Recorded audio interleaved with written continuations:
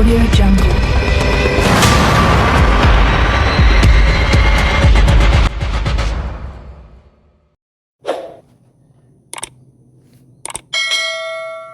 Horas Indonesia, Horas Pak. senang hari ini bisa ketemu dengan senior-senior saya dari jurnalis. Boleh perkenalkan diri dulu, Abang? Oke. Perkenalkan, nama saya Rukmana dari wartawan aktualitas.id.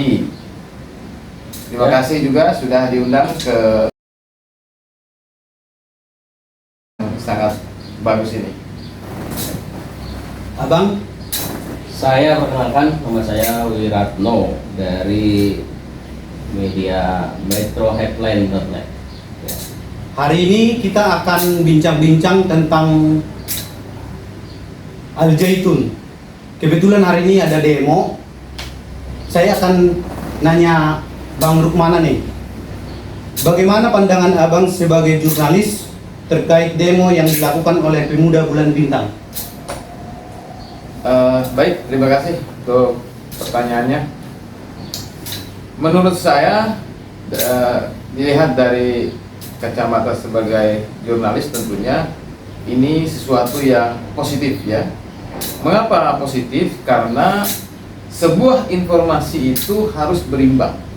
Selama ini kita hanya mendengar bahwa Al Zaitun ini dihakimi oleh publik ya sebagai pondok pesantren yang sesat, pondok pesantren yang menyimpang.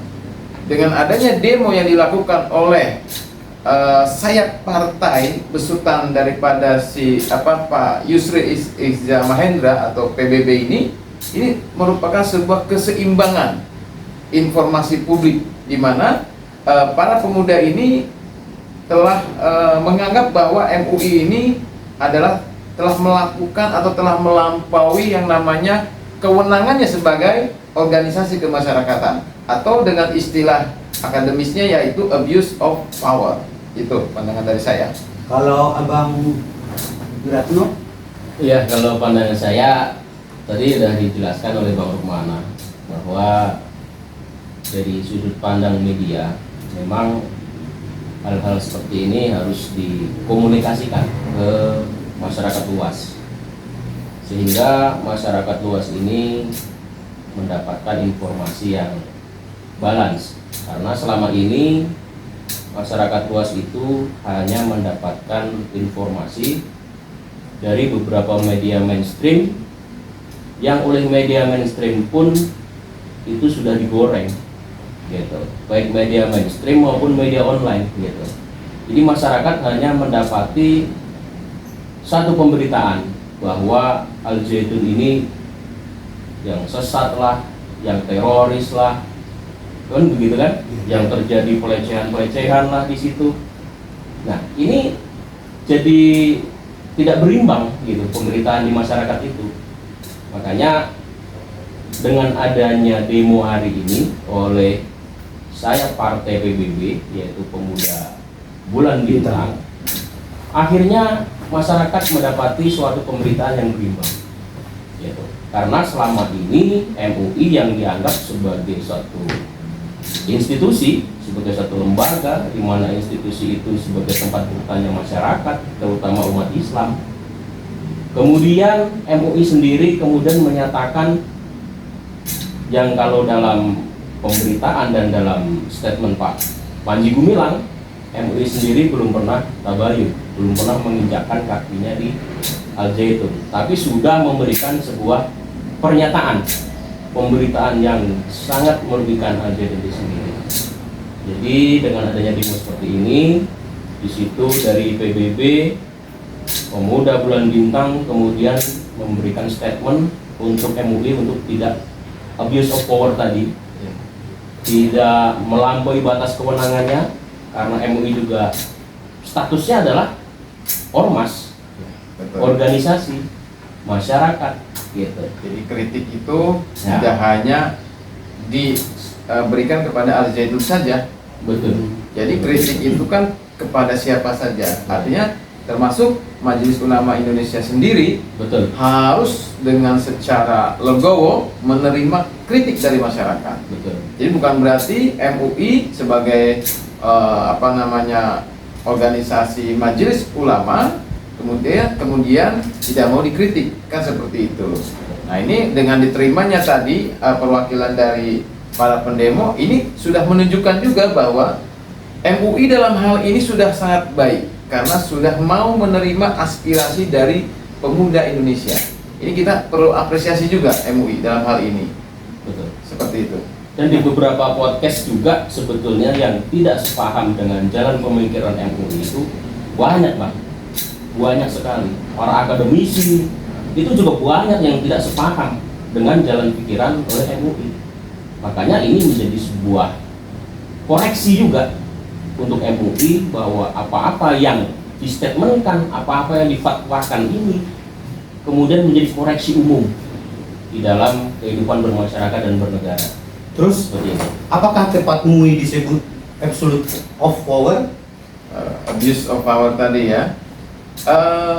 Saya melihatnya dengan tadi bahwa Ketua Umum MUI sendiri yang mengakui telah menyusupkan anggotanya ke pondok pesantren Al Zaitun.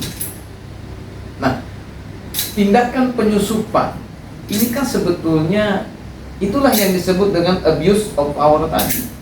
Itulah yang disebut dengan melampaui kewenangannya sebagai ormas. Yang ini sebetulnya tidak boleh dilakukan oleh masyarakat sipil.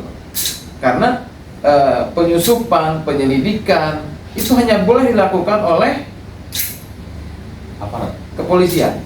Dalam hal ini Polri, Polri kan gitu ya. Kenapa? Karena memang Polri itu diberikan ya sesuai dengan Undang-Undang Polri ya, kalau tidak salah Undang-Undang Polri nomor 2 tahun 2002. Jadi Polri diberikan kewenangan untuk melakukan penyusupan, penyamaran, kemudian penyelidikan. Nah, ketika ini dilakukan oleh ormas, mau jadi apa negara ini gitu loh. Kan seperti itu. Sesuai dengan makanya tadi tidak salah juga ketika Yusril Iza Mahendra pernah mengusulkan bahwa kalau memang MUI ini mau diberikan kewenangan yang luar biasa, jangan ormas begitu. Jangan berdiri di atas undang-undang Perpu ormas. Harusnya dia ya dibuat saja seperti lembaga seperti KPU misalnya, KPK misalnya. Dia memang lembaga negara begitu. Tetapi kalau dia ini merupakan ormas, payung hukumnya adalah organisasi kemasyarakatan, kemudian melakukan tindakan atau tugas wewenang yang itu merupakan tugas dan wewenang daripada kepolisian. Nah, itu yang dimaksud dengan abuse of power. Seperti itu. melampaui batas kewenangan. Melampaui ke batas kewenangannya sebagai ormas. Seperti itu. Pendapat Bang Suratno? Ya, kalau saya juga sepertinya sependapat dengan Bang Rukmana ya. Artinya apa? Artinya instrumen hukum di negara kita ini kan sudah jelas, ya kan? Gitu. Sudah jelas sekali instrumen hukumnya. Jadi di situ ada Pancasila, Undang-Undang Dasar 45, ya kan? Itu mengatur, gitu kan? Mengatur tentang bagaimana ditetapkan dalam kitab undang-undang ya, hukum pidana, gitu kan? Siapa saja yang boleh melakukan ataupun melaksanakan tadi seperti penyidikan, penyamaran, ya kan, penyusupan, kan begitu. Itu hanya boleh dilakukan oleh aparat negara, seperti itu. Nah, kalau ini kemudian dilakukan oleh suatu lembaga yang setara dengan ormas, begitu, maka inilah yang tadi disebut dengan abuse of power tadi, melampaui kewenangan tadi, dan ini akan merusak tatanan hukum. Gitu. Kan rusak negara ini kalau Rusak tatanan itu hukum. dibiarkan. Gitu. Apalagi kan ini ada indikasi-indikasi bahwa MUI ini selalu dijadikan sebagai rujukan di beberapa kasus yang menyangkut dalam tanda kutip soal penistaan agama. gitu. MUI selalu datang, selalu hadir, kemudian memberikan fatwa-fatwa, gitu. Kenapa tidak dikembalikan saja kepada instrumen negara, gitu? Kalaupun MUI hari itu harus datang, harus hadir, hanya sebagai saksi ahli, gitu. Bukan fatwanya itu kemudian dijadikan sebagai dasar. Seharusnya negara ya yang Enggak, iya, kalau enggak ya nanti bagaimana? Jadi negara kita ini negara kocak. Jadi Indonesia ini adalah sebuah negara yang paling lucu di dunia lah. Ya kan? Kenapa dikatakan paling lucu di dunia? Kenapa? Iya. Bagaimana bisa negara dalam hal ini penegak hukum, kepolisian, juga gubernur Jawa Barat juga, ya kan, untuk memutus sebuah perkara, katakanlah perkara tentang Al-Zaitun, polemik tentang Al-Zaitun, itu menunggu fatwa daripada Majelis Ulama Indonesia. Yang sekali lagi saya katakan bahwa Majelis Ulama Indonesia itu adalah organisasi kemasyarakatan. Ya. Kok bisa negara untuk memutuskan sebuah perkara meminta fatwa atau berlandaskan? Kalau meminta tidak masalah, ya, tidak ada masalah dengan negara ya meminta fatwa kepada MUI. Di dalam hal itu tidak ada masalah. Tetapi yang menjadi masalah adalah ketika fatwa tersebut dijadikan satu-satunya landasan negara, satu-satunya landasan aparat penegak hukum untuk menghakimi, menyimpulkan kesalahan seseorang. Ini bahaya ini. Padahal Kementerian Agama ada. Yang jelas didirikan, jadi jelas. Jadi kita kupas sedikit bahwa Majelis Ulama Indonesia itu didirikan itu kan tadi sebagai ormas, ya kan? Iya. Sedangkan Kementerian Agama didirikan berdasarkan Undang-Undang Dasar Negara Republik Indonesia. Kira-kira tinggi mana antara MUI dengan Kemenak? Lucu Kemenak ya? Iya. Kemenak justru menunggu fatwa dari MUI juga. Ini kan kocak gitu kan? Kita diketawain ini kalau kayak begini, ya kan? Cara bernegaranya kok begini gitu. Terus gimana nih Bang? Siapa sebenarnya yang kredibel sesuai Undang-Undang Dasar untuk menyelesaikan polemik Al-Zaitun ini? Yuk, Bang Wiratno mungkin mau jawab. Ya tadi sebenarnya udah disinggung-singgung ya dari awal ya, gitu. Bahwa yang kemudian kita pandang kredibel menyelesaikan persoalan di Al-Zaitun ini, kita lihat Al-Zaitun ini adalah sebuah institusi pendidikan, ya kan? Institusi pendidikan yang dia bernaung di bawah kelembagaan, baik Departemen Agama maupun Departemen Pendidikan, kan begitu? Jadi yang berhak untuk menyelesaikan polemik atas Al-Zaitun ini ya tentunya kalau dibawa kepada kelembagaan tentunya adalah lembaga pendidikannya, yaitu Departemen Pendidikan. Yaitu Departemen Pendidikan harus memberikan sebuah statement Al-Zaitun ini sesuai dengan kurikulum pendidikan, gitu, atau tidak. Kalau memang tidak ya harus diberikan statement. Tapi kalau betul-betul Al-Zaitun ini adalah betul-betul sesuai dengan kurikulum pendidikan, maka Departemen Pendidikan pun juga harus memberikan statement yang jelas. Kemudian Departemen Agama. Ya, karena gitu. ada tentu dua kurikulumnya, Betul. dan Ya. Diknas. Maka Departemen Agama pun juga harus hadir dalam situasi dan kondisi yang saat ini sedang carut-marut terjadi seperti ini. Jangan dibiarkan persepsi Al-Zaitun ini liar. Ya. Mungkin Bang Rukmana bisa liar menjawab sekali. Iya, jadi Ya. saya melihat adanya pembiaran oleh negara terkait polemik atau tuduhan-tuduhan keji terhadap Al-Zaitun. Ya. Jadi sebagai jurnalis sekali lagi saya merasa prihatin atau miris melihat kondisi bangsa yang hari ini ya fenomenanya seperti ini. Bagaimana di media sosial itu ya cacian, makian, bahkan meme-meme yang sangat keji ya itu dibuat ya oleh netizen. Ya ada memenya Panji Gumilang itu dikenakan lipstik dan sebagainya. Ini kan karena pembiaran oleh negara. Sekali lagi tadi saya tegaskan, saya setuju dengan Bang Wiratno bahwa Al-Zaitun itu adalah lembaga pendidikan di bawah naungan Kementerian Agama. Betul. Karena di dalamnya ada madrasah ibtidaiyah, ada madrasah sanawiyah, ada madrasah aliyah, dan ada institut agama Islam. Berarti kan naungannya jelas di bawah kewenangan daripada Kementerian Agama. Loh, kenapa kok Kemenak malah justru meminta fatwa kepada MUI untuk mengambil keputusan administrasi terhadap Al-Zaitun? Sekali lagi kocak negara ini. Kocak. Iya kan? Ya. Jadi Artinya kita sebagai warga negara, kita bayar pajak, kita bayar itu pejabat, kita bayar itu para penyelenggara negara. Untuk apa mereka dibayar? Rugi dong kita masyarakat. Karena mereka secara kinerja ternyata tidak profesional. Kemenak itu tidak profesional. Kalau Kemenak dalam hal ini tegas, mungkin tidak akan ada polemik Al-Zaitun yang berkepanjangan seperti ini Ya. sampai sekarang. Ya betul apa yang dikatakan oleh KSP Muldoko, bahwa siapa ini yang goreng Al-Zaitun? Pasti ada yang namanya aktor intelektual di balik ini semua. Nah, yang terakhir Bang, Ya. pertanyaannya, apakah fair ketika penyidik minta fatwa MUI ini?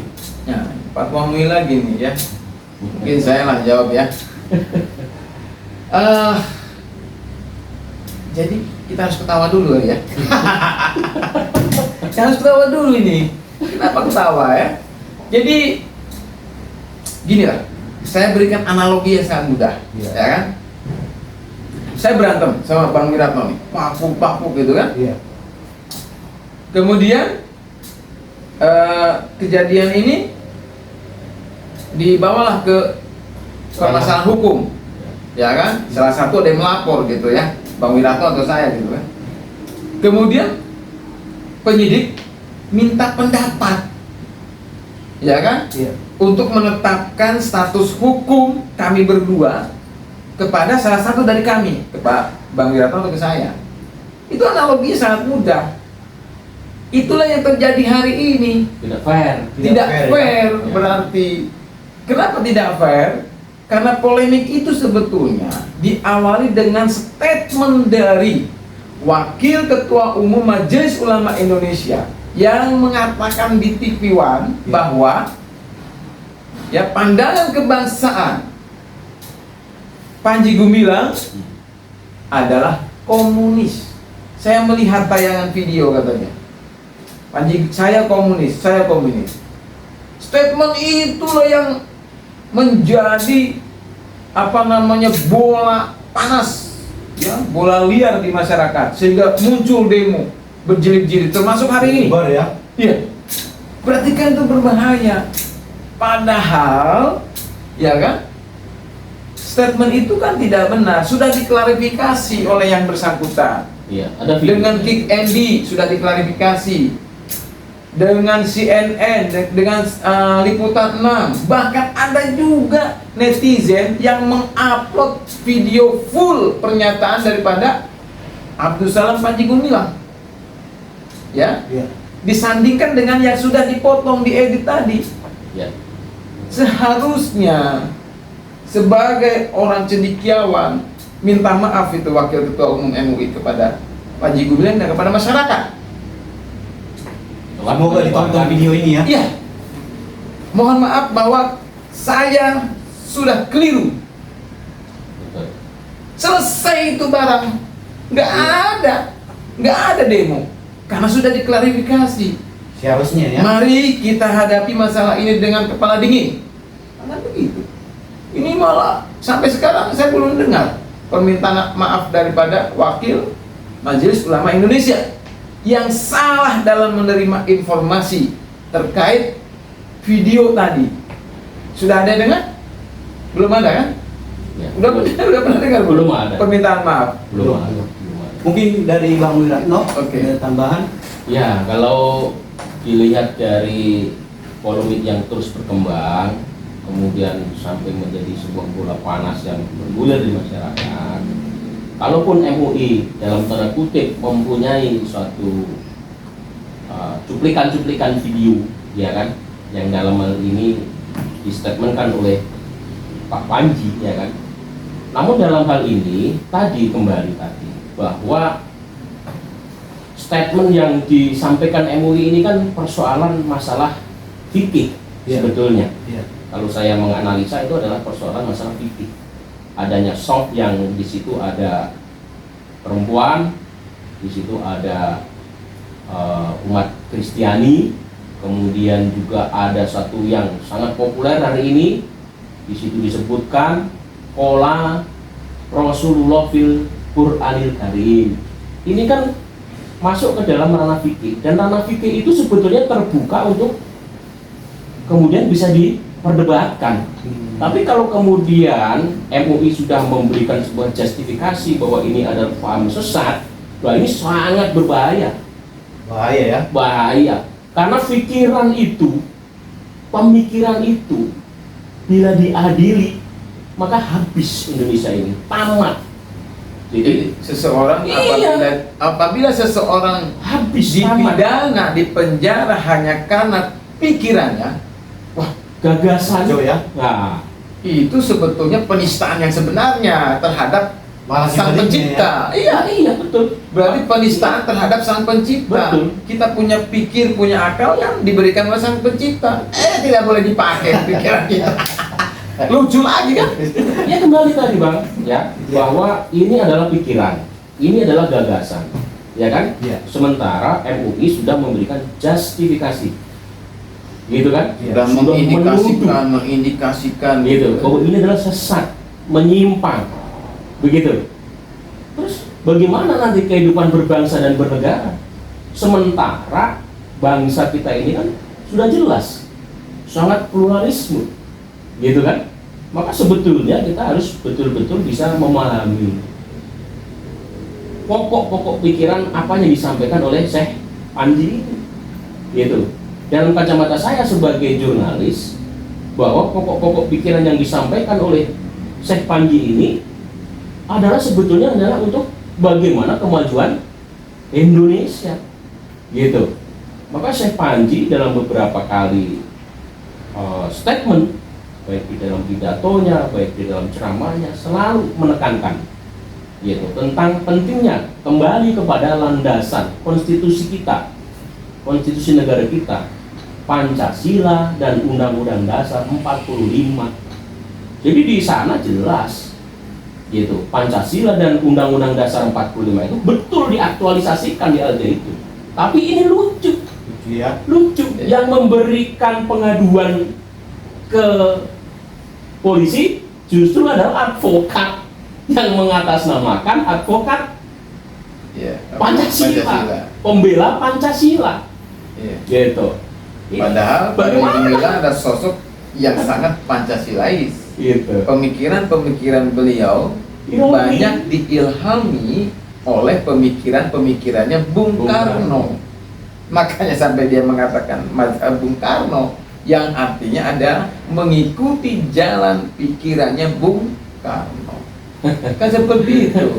Lucu kan? Iya, jadi kan Di satu sebenarnya sisi institusi Iya. pendidikan di sana diaktualisasikan bagaimana berbangsa dan bernegara yang sesuai Iya. dengan landasan bangsa Indonesia, Pancasila dan Undang-Undang Dasar 45. Tapi di satu sisi ada forum advokasi yang menamakan advokat pembela Pancasila yang melaporkan Syekh Panji. Di mana pembelaannya terhadap Pancasila? Logika sehat kita, logika sehat dan akal sehat kita sangat tidak masuk di akal. Gitu ya.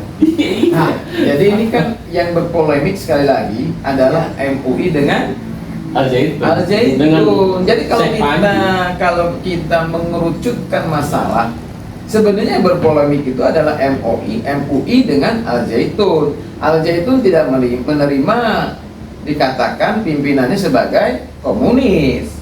Kan begitu kan? Betul. Sehingga menolak kedatangan MUI, yaitu manusiawi menurut saya. Sudah dijudge sebagai komunis, ya kan?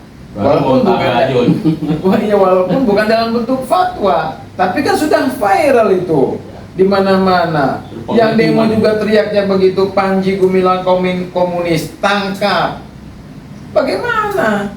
Sesat, Iya. ya kan? Kok dimintai fatwanya dan akan dijadikan landasan hukum untuk menetapkan status hukum Panji Gumilang. Aduh, tolonglah ini. Negara ini mau dibawa kemana ini? Ya kan? Bahaya ini, bahaya ini. Aduh, masya Allah.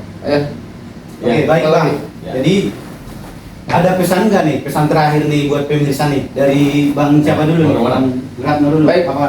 Dari saya dulu lah. Bang Ya. mana ya? Ada Jadi, pesan terakhirnya nih kepada pemirsa nih. Pesan terakhir saya kepada seluruh masyarakat Indonesia yang menonton tayangan video ini, ya, mari kita senantiasa berprasangka baik kepada siapapun, ya, sesama kita manusia. Tidak mudah percaya, ya, terhadap informasi yang beredar. belum terverifikasi kebenarannya atau validitasnya, ya, karena masyarakat ini banyak sekali terpengaruh dengan dunia medsos. Yang Saya menjadi saksi di mana para pendemo dari ormas-ormas itu hanya berlandaskan katanya. dibilang tiga, Ada seorang itu yang namanya Carkaya itu, ya, tokoh Indramayu. ya. Katanya Panji Gumilang komunis. Katanya Panji Gumilang itu adalah pelaku pelecehan seksual. Katanya Al Zaitun membolehkan santrinya berzina asal bayar 2 juta. Kok katanya? Itu kan bahaya sekali gitu. Dan itu digoreng oleh media mainstream. Ini kepada Komisi Penyiaran Indonesia juga tindak itu, media-media yang senantiasa membuat framing, ya, berita-berita yang tidak benar, termasuk memframing bahwa Panji Gumilang mengatakan Al-Quran bukan kalam Allah. Itu tidak pernah ada sebetulnya. Tidak ada. Yang dikatakan oleh Panji Gumilang adalah Qala Rasulullah fil Qur'anil Karim. Yang artinya kalau di Indonesia kan itu kan jelas sekali bahwa Rasulullah berkata di dalam Al-Quran, atau Al-Quran itu adalah Al-Quran yang kita pegang hari ini, yang kita punya ini adalah kalamnya Rasulullah yang dicatatkan, dijurnalkan oleh para sahabat zaman kekhalifahannya Sayyidina Utsman. Kan begitu. Terus berdasarkan apa? Ya berdasarkan perkataan Rasulullah. Terus Rasulullah berkata berdasarkan apa? Berdasarkan wahyu. Kalau diurut begitu ya. Kalau diurut seperti itu. Ya. Tapi tidak ada kalimat bukan kalam Allah. Ini framingnya nih, bahaya ini. Ini framing ini. Jadi di framing bahwa Panji Gumilang mengatakan Al-Quran bukan kalam Allah. Ini bahaya ini. Padahal tidak pernah. Kalau kita kan itu kan dilihat dari cuplikan-cuplikan khutbah Syekh. Jadi santri Al Zaitun, AS Panji Gumilang dalam khutbahnya memang mengatakan begitu, qala Rasulullah fil Qur'anil Karim. Berarti maknanya Panji Gumilang mengatakan bahwa Al-Qur'an itu adalah disampaikan Nabi Muhammad kepada para sahabat. Dengan apanya? Menyampaikan, ya dengan kalamnya, dengan ucapannya. Tapi tidak ada kalimat bukan kalam Allah. Jadi tetap tidak menafikan Allah di situ. Tidak menafikan Al-Quran sebagai wahyu. Di mana letak penodaannya? Ya. Kan begitu. Ya. Kalau kita berpikir dengan sehat dan dengan jernih begitu. Tapi ini kan digoreng, bukan kalam Allah. Panji Gumilang mengatakan Al-Quran adalah kalam Nabi Muhammad dan bukan kalam ini, dan bukannya ini yang bahaya. Ini tidak jeli ini masyarakat. sama sekali tidak memiliki kejelian gitu dalam melihat sebuah konteks bahasa. Oke. Itu jadi saya inginkan masyarakat Indonesia jadilah bangsa yang damai, kemudian mencintai persatuan, Toleransi. dan tentunya persatuan itu dilandasi atau buah daripada sebuah toleransi terhadap perbedaan yang ada. Oke, lanjut. Mungkin dari Bang Wiratno ada pesan sama pemirsa nih? Ya, kalau mensikapi situasi yang seperti ini jangan latah, ya. Ya. Jadi masyarakat umum, masyarakat luas jangan latah. Sesuatu yang belum terbukti kemudian kita latah ikut-ikutan, kemudian memposting, membuat podcast, membuat konten yang ujung-ujungnya justru memperkeruh situasi. Seperti itu. Jadilah masyarakat Indonesia yang santun, gitu kan? Oke. Masyarakat Indonesia yang santun, karena dengan kesantunan itulah nanti dunia internasional akan melihat bahwa Indonesia betul-betul aman, toleran, dan damai. Dan tidak ada lagi masyarakat Indonesia itu terpecah belah hanya karena persoalan agama. Oke, baik. Seperti itu. Begitu Oke, ya. Bang. Oke, Seperti itu ya. terima kasih Bang Wiratno, terima kasih Bang Rukmana. Sama-sama. Demikianlah bincang-bincang kami sebagai jurnalis tentang polemik yang ada di Al Zaitun. Horas. Horas. Horas, Bah.